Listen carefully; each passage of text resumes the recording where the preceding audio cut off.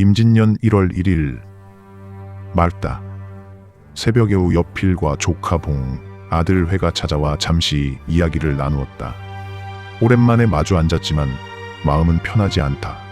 어머니를 떠나 남쪽에서 2번이나 설을 쇠게 되었으니 이 그리운 마음을 차마 이길 길이 없다. 가까이 있어도 닿지 않는 것이 있다. 오늘 같은 날은 더욱 그렇다. 잠시 후 병사의 군관 이경신이 찾아와 편지와 설 선물, 장전과 편전 등 여러 물건을 바쳤다. 겉으로는 그저 평온한 하루다. 그러나 내 마음은 온통 어머니께 가 있다. 임진년 1월 2일 맑다. 오늘은 국무를 보지 않았다. 나라의 제사날, 명종의 왕비 인순왕후를 기리는 날이다. 이 몸이 장수라 하나 얘를 먼저 지켜야 한다. 모든 일을 내려놓고 마음을 바로 세운다. 김인보와 마주 앉아 조용히 이야기를 나눴다. 말은 길지 않았으나 뜻은 가볍지 않았다. 충이란 거창한 것이 아니라 이 하루를 바르게 지키는 데서 시작된다. 임진년 1월 3일 맑다. 동원에 나가 공무를 보았다. 쌓여있는 일은 많았지만 소홀하지 않았다. 그 후 시차를 나가 별방군을 하나하나 점검했다. 겉으로는 조용하지만 흐트러진 기색은 없어야 한다. 시찰 이후 보완해야 할 부분과 과업을 각 고을과 포구에 공문을 내려보냈다. 공문의 글에 나의 의도를 담았다. 담겨있는 건 간결하였으나 명확하게 나의 안위보다 군의 안위를 걱정하였다. 임진년 1월 7일 아침은 맑았으나 이내 비와 눈이 번갈아 내렸다. 하루 종일 하늘이 어지럽다. 조카 봉이가 아산으로 길을 나섰다. 가는 길에 노전과 어머니 쓴 편지를 동봉하였다. 보내는 마음이 가볍지 않다. 남원에서 전문을 받들 유생이 들어왔다. 진중의 크고 작은 일을 소상히 고하고 방비에 대한 의견을 소홀함 없이 담아보내 상부의 고견을 받고자 한다.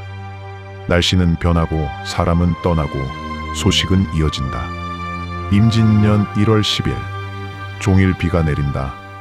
조용히 내리는 빗 속에 새로운 인물이 들어왔다. 방답의 새 첨사 이순신이라 한다. 이름은 같으나 사람은 다르다. 방답의 첨사 직책은 가볍지 않고 자리는 더더욱 무겁다. 좌수영 영감께 인사 올립니다. 라는 말과 함께 기백이 느껴진다. 방답 첨사 임무 수행에 따를 업무 보고를 수일 내에 할 것을 지시했다. 또한 군율과 방비에 대하여 강조하였다. 빗소리와 갓 짧은 수명 보고를 들었다. 이날은 하루 종일 비가 왔다. 임진년 1월 11일 가랑비가 종일 내렸다. 늦게서야 동원에 나가 공무를 본다. 군관 이봉수가 돌아와 말했다. 큰 돌 17덩이에 이미 구멍을 뚫었다 보고하였다. 성곽 축조에 노고가 많다 치하하였다. 눈에 보이지 않는 준비가 하나씩 쌓여간다. 서문 박해자가 4발쯤 무너졌다는 보고도 들어온다. 쌓는 일과 무너지는 일은 함께 일어났다. 나는 다시 점검하라 지시하였다. 작은 틈 하나에 성곽이 무너질 것을 엄려하였다. 비는 그치지 않지만 해야 할 일도 멈출 수 없다. 이후 군관 신사립을 불러 해자가 무너진 것에 대한 향후 방도를 논하였다. 임진년 1월 12일 구준비가 좀처럼 그치지 않는다. 식사를 마치고 객사와 동원으로 나갔다. 본영과 각 포구의 직무들을 불러 모았다. 비를 핑계로 훈련을 소홀히 할 수 없으며 수련을 게을리할 수는 없다. 나는 화를 쏘게 하고 그 우등을 가렸다. 누가 나은지 누가 부족한지 숨길 수 없다. 활쏘기의 우열은 가려지지만 언제나 준비되어야 하는 경각심은 우열을 가리지 않고 모두에게 같다. 임진년 1월 14일 오늘은 맑다. 동원에 나가 공무를 마친 뒤 다시 활을 들었다. 장수로서 물을 게을리할 수 없다. 날씨는 바뀌어도 수련은 바뀌지 않는다. 한 번 더 당기고 한 번 더 쏜다. 나의 무예가 모범이 되어야 한다. 오늘도 평온한 하루 속에서 좌수영은 조금씩 앞으로 나아간다. 임진년 1월 16일 맑다. 동원에 나가 공무를 봤다. 잠시 후 각 고을의 벼슬아치와 생리 등이 인사하러 왔다. 훤히 겁만 갖추고 할 일 하지 않을까 걱정이다.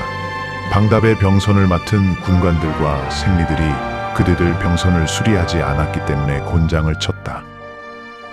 우후 가수도 역시 점검하지 않아서 이 지경에까지 된 것이니 해계하기 짝이 없다. 공무를 어줍잖게 여기고 제 몸만 살찌러 들으며 이와 같이 돌보지 않으니 앞날의 일을 알만하다. 또 성 밑에 사는 박몽새는 석수인데 선생원 돌뜨는 곳 가서 해를 끼치고 이웃집 개까지 피해를 입혔으므로 곤장 80대를 쳤다.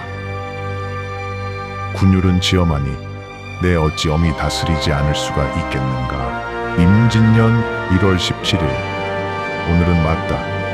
허나 추위는 한겨울과 같다. 아침에 순찰사와 남원에 편지를 보냈다. 멀리 떨어져 있어도 준비는 함께 움직여야 한다. 저녁이 되어 돌을 실어 나를 배 4척을 선생원으로 보냈다. 쇠사슬을 구멍을 낸 돌이다. 성벽 축조에 쓸 예정이다. 김효성이 이를 맡아 배를 이끌고 나갔다. 요즘 왜군의 움직임이 심상치 않다. 만일을 대비하는 노력이 허투가 되지 않을 것이다. 임진년 1월 18일 오늘도 맑다. 동원에 나가 공무를 보았다. 여도의 제1호선이 임무를 마치고 돌아왔다. 소홀함 없이 마무리된 듯하여 안심이 된다. 나는 우등계문과 대가단자를 정리해 순찰사형으로 봉하여 보냈다. 잘한 자와 그렇지 못한 자 모두 기록으로 남긴다. 잘잘못을 분명히 가리고 마땅히 치하하는 것, 그것이 군을 바로 세운다. 작은 보고 하나에도 마음을 다해야 바른 결과가 나온다. 임진년 1월 19일 오늘도 맑다. 동원에서 공무를 마친 뒤 나는 군사들을 점검했다. 겉으로는 조용하다. 허나 이럴 때일수록 흐트러지기 쉽다. 군은 평소에 무너지지 전장에서 무너지지 않는다. 한 명 한 명 눈으로 확인한다. 작은 틈 하나가 큰 패배를 부른다. 그래서 나는 오늘도 점검한다. 보이지 않는 준비가 모든 것을 바꾸기 때문이다. 임진년 1월 22일 오늘도 맑다. 아침에 광양 현감 어영담이 인사를 왔다. 그는 좌수영 주변의 물길에 대해 말했다. 물길에 나아가고 들어오는 벨 상상해 본다. 그는 나이가 많다. 그러나 그만큼 경험이 쌓인 사람이다. 말은 많지 않지만 헛된 말은 없다. 나는 그의 말을 가볍게 지 않는다. 이 바다를 지키는데 큰 역할을 할 것이다.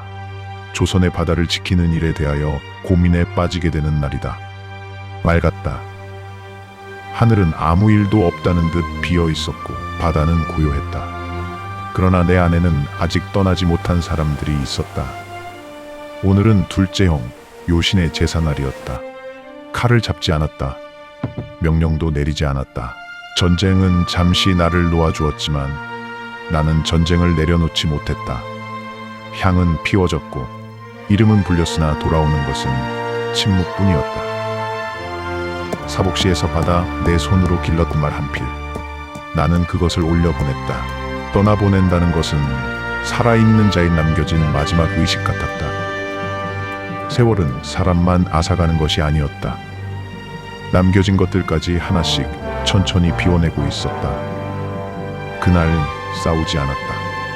그러나 가장 깊이 무너졌다. 맑았다. 하늘은 고요했고 세상은 아무 일도 없는 듯 흘러갔다. 그러나 오늘은 마청 희신의 제사날이었다. 전쟁 속에서도 죽은 자의 시간은 멈추지 않는다. 향을 올리고 이름을 부른다. 돌아오는 것은 대답이 아니라 비어있는 자리였다. 한편 순찰사의 답장이 도착했다. 한 줄의 글이 또 다른 균열을 만든다. 고부군수 이순고를 남겨달라 했다는 이유로 그는 스스로 물러났다. 칼이 아니라 문장으로 무너지는 자리였다. 그곳에서는 싸우지 않아도 사람이 사라진다. 맑았다. 바다는 잔잔했고 세상은 또 없다는 듯 흘러갔다. 나는 동원으로 나갔다. 문서가 쌓여 있었고 사람들은 평소처럼 움직였다. 전쟁은 아직 오지 않은 것처럼 모든 것이 제자리에 있었다. 공무를 마쳤을 때 두 사람이 찾아왔다. 흥양 현감 배옥립, 순천부사 권준. 그 말을 꺼냈고 나는 듣고 있었다. 외동태와 최근 흉흉한 소문 이야기였다. 먼바다 풍신수길이란 자가 명을 치러 간다는 이야기도 섞여 있었다. 말은 조용했고 표정은 담담했지만 그 안에는 이미 걱정 가득한 공기가 쌓여갔다. 바다는 고요했지만 그 고요는 오래가지 않을 것이었다.